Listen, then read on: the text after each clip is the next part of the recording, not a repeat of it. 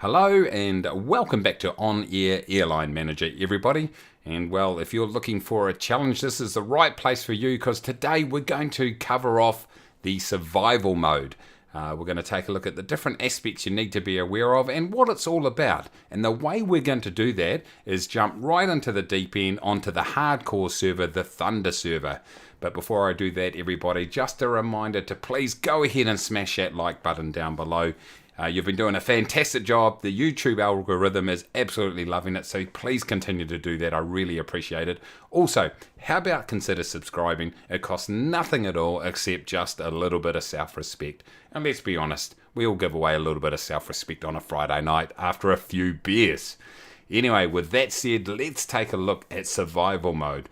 And as you can see in front of me right here, in the service selection screen, which is you can get to from the lobby in OnAir Airline Manager, and there's 4 different servers, and essentially 2 of them are survival mode servers.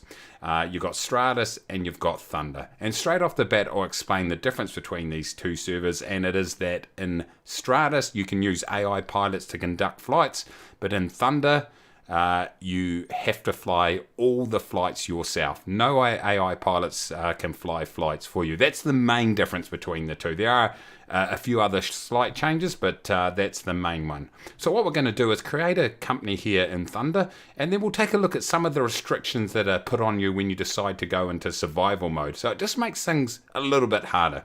So if we go ahead and press enter here under Thunder, and we'll just think about things for a second. Okay, and then we're presented with the pretty familiar set up your company screen. So we'll go ahead and name our company. I always go with Kiwi Air because, I'm not very imaginative. Now, I would go KIWI, but that appears to be taken. So I'm going to go KIWY. I'm going to call myself Kiwi Mace because that's what I do. And I'll leave the date of birth there. The pilot hours I will throw in 2000. Let's just randomly pick a picture. That was a silly idea. Let's just go with this. That will do. Where are we going to start our company? I'm going to stick to New Zealand just for the sake of this video. I might go ahead and delete this company later on and set this up properly, depending on what I decide to do. So let's just go NZNE, which is the closest aerodrome to where I live. So I'm going to go with that. Now, it's at this point here you start to see the difference when it comes to survival mode, and straight away you can see that the difficulty level slider, which you can on those other 2 servers, you can actually adjust it to make life a little bit easier. That's grayed out. You cannot touch it. Also, the jobs pay bonus, you cannot do that. You have to leave it as down there where it is. You get no extra bonus.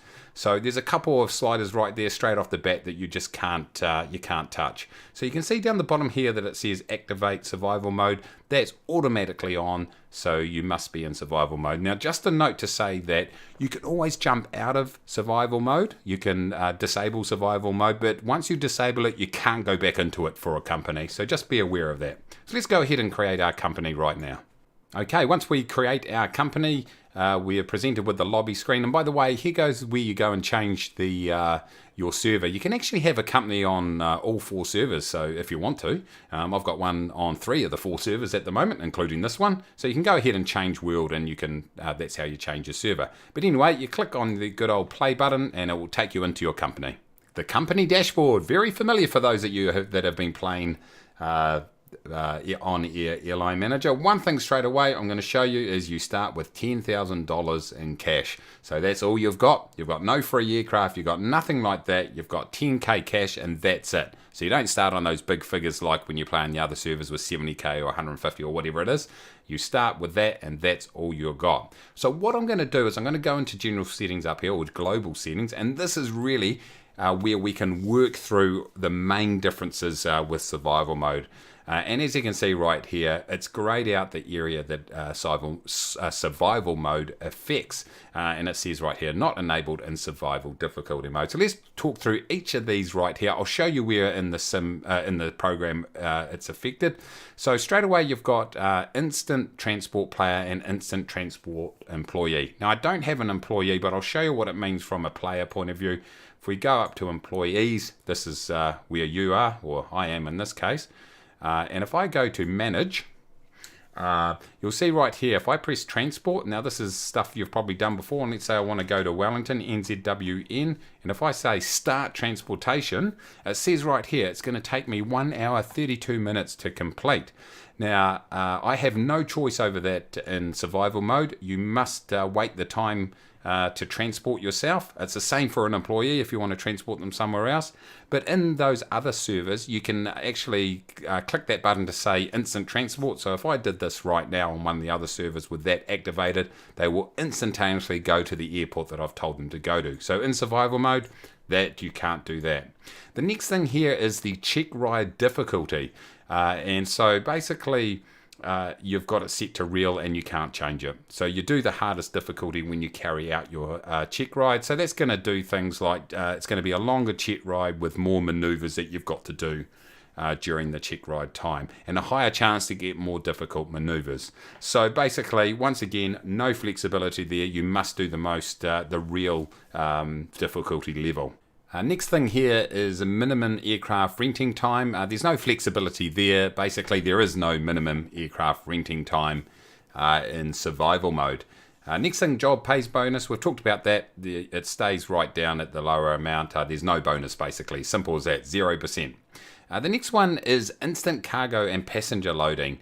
This is when you're on the apron and you're getting your aircraft loaded with passengers and cargo. And as it said, right there, there's no ability to check this and have everything loaded up straight away. Now, that's not a major issue when you've got smaller aircraft, but if you're loading up a fully loaded 747 or something with a whole lot of passengers, it can take quite some time to load up. So that one there, you can't check that. The next one is unlock all skill tree. So if we go up over to our skill tree, and here it is here, and obviously you have to earn skill points to unlock each of these parts right here.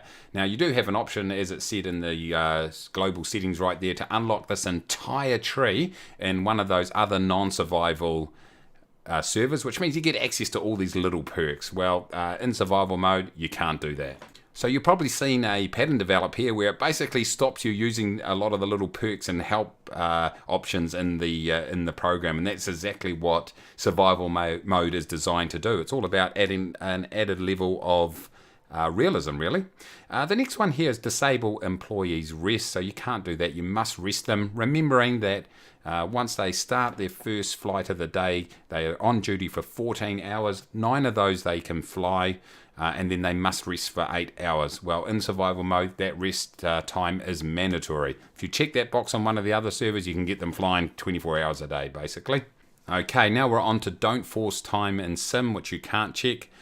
So basically what this will mean is that the program will force you to match the time in the simulator, the actual world time here in the simulator. Now, you can adjust that, obviously, to ensure you're flying during opening hours by using your company UTC offset, but it's going to match that time in the simulator. You have no control over that.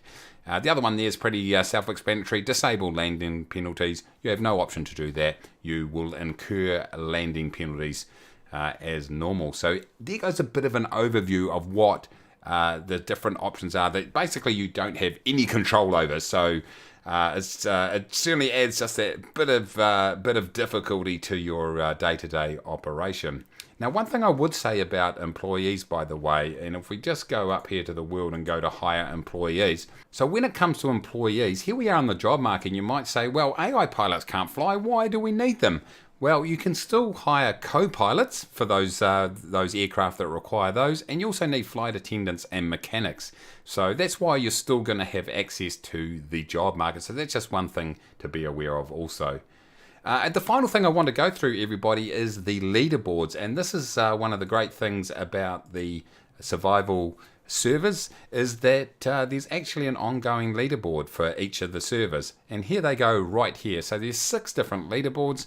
And it gives you something to compete against the other players. And if we take a look at some of the main points right here, looks like good old Free, whoever you are, if you're watching, hello. You have got 100% reputation, then down to Fly GABs on 87.26. So obviously you're going to need to get above 58.77 to get on this leaderboard. And it's got your current performance in here. Obviously, I haven't flown any flights, so I've got 0 there, 0 there. So some other important things are your return on assets, your outsourced expenses, stuff like that. Also your company value and your player total hours. So how many hours have you flown? And some people here have definitely flown quite a number of hours. I can see why Fly to Be Free is near the top.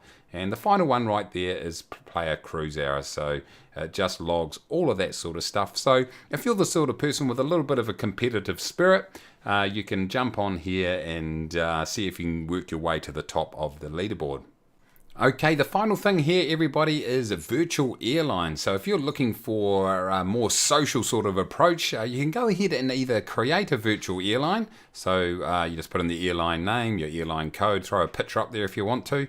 You can throw in some equity. Now this money right here comes out of whatever you have in your current bank account in this server. So just take that into account. And you can go ahead and create a virtual airline. Invite other freelance companies, so those not attached to anyone else, to come in and work together, fly jobs, all that sort of stuff. Other than that, you can actually get an invite from other people to go ahead and help them out also. So that's that. One thing I'm not 100% sure on is how this affects a leaderboard. I think your own individual company will still be noted on the leaderboard as opposed to the virtual airline. It looks like that's how it works. If anyone who's an expert knows, throw it down in the comments and then we can 100% confirm it. But anyway, everybody, there you go. Survival mode in OnAir Airline Manager. A bit of a different challenge, so if you're into it, go ahead and try it out. It's all part of the program. I hope you got something out of it. If you did enjoy the video, please smash the like button down below. Subscribe if you are new, and until next time, everybody, take it easy.